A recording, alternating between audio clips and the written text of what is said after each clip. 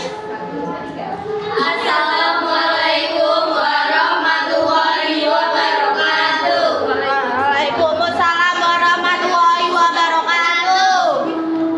Kami di sini akan menampilkan drama kami, yaitu dari Kerajaan Pedang Gamelan. Pertama-tama perkenalkan, nama saya Yesa Arita, nomor absen 95 sebagai narator. Pertama, nama saya Widiawati yang perkenalkan, nama saya Sri nomor absen 29 sebagai jurah. Nama saya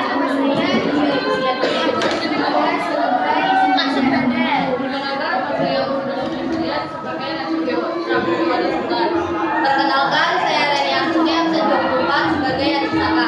Perkenalkan, nama saya Nurul Piana, absen 23 sebagai Nyai Randa Sakiran.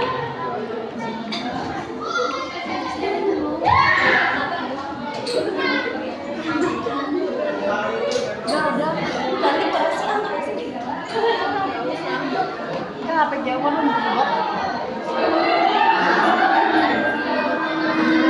Alkisah didukung seorang pemuda pemberani bernama Haji Saki. Ia mempunyai dua orang kafir yaitu Dora dan Sembada. Suatu hari, mereka bertiga melakukan perjalanan ke tanah Jawa.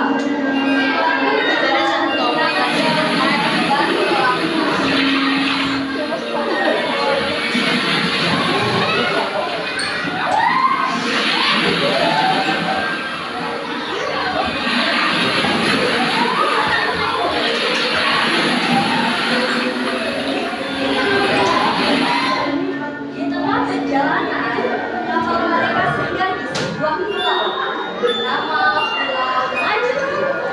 Di pulau itu, mereka beristirahat untuk membahas masalah.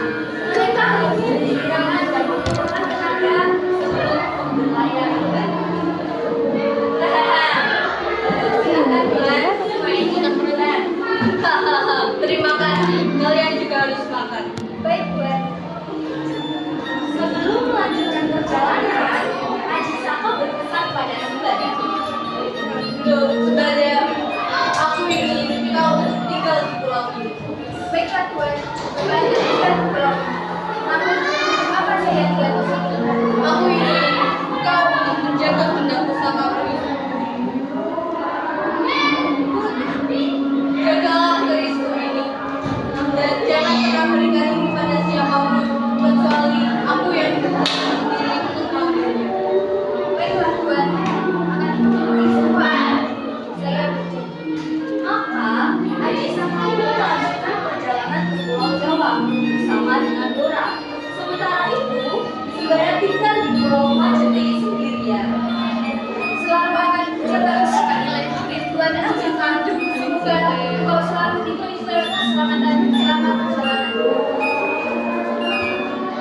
Berhari-hari mereka lalu akhirnya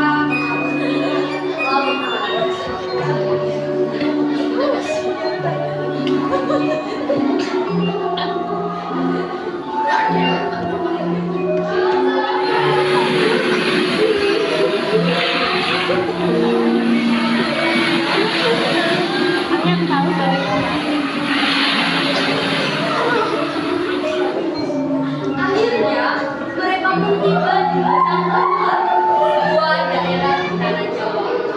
Haji Saka yang berhasil masih mengalami mendapat sambutan yang baik di rumahnya. Selama beberapa bulan, ia tinggal di rumah Nyai Randa Sakiran yang telah ia anggap sebagai ibu sendiri. Nyai Randa pun sangat menyayanginya.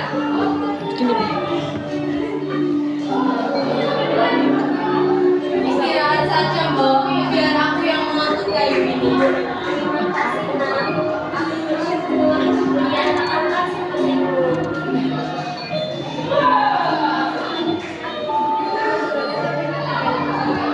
Suatu hari, Nyai Rondo nampak murung. Ada apa, Mbak? Kenapa kau tampak murung? Tidak, Nak. Hanya saja.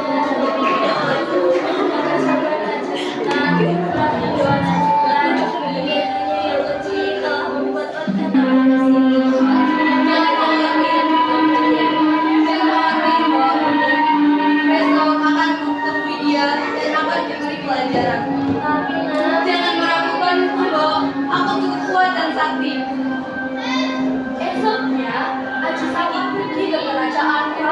Dewata Cinta.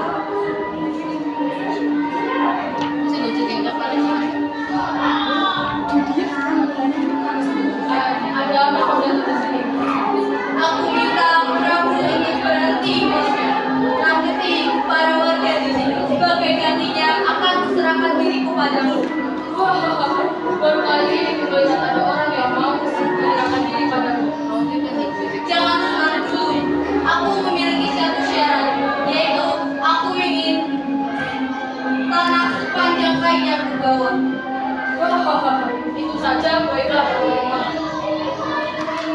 Prabu Dewata Cinta lalu mulai membentangkan kain yang dibawa oleh Aji Saka. Kain ini panjang sekali seperti tidak ada batasan. Tanpa dia sadari, selama mengukur, Prabu Dewata Cinta telah melangkah hingga terjadi.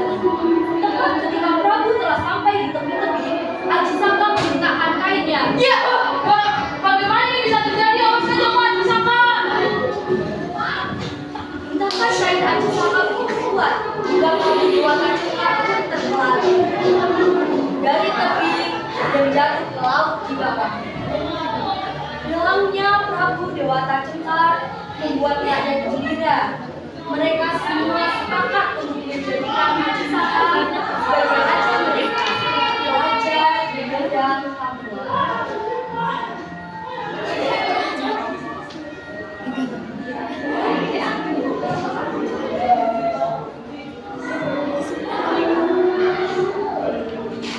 Suatu hari, Aji Saka teringat akan Sembada. Ia pun menyuruh Dora untuk menjemput Aji dan Sembada. Dora, aku ingin kau untuk menjemput Sembada dan sampaikan pesanku untuk membawa serta pusaka. Baiklah, dia pasti sangat gembira. Saya berangkat dulu kan.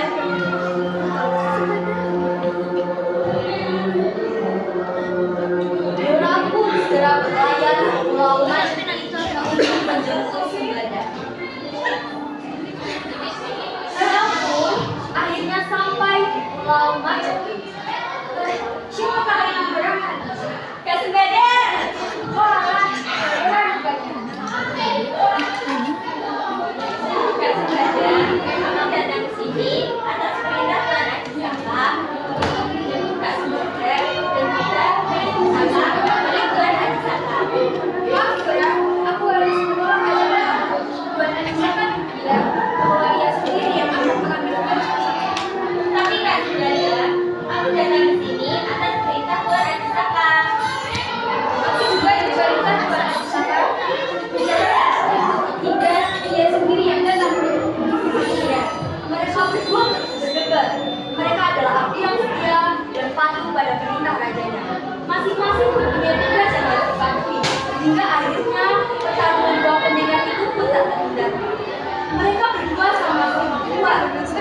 Hingga akhirnya mereka berdua gugur.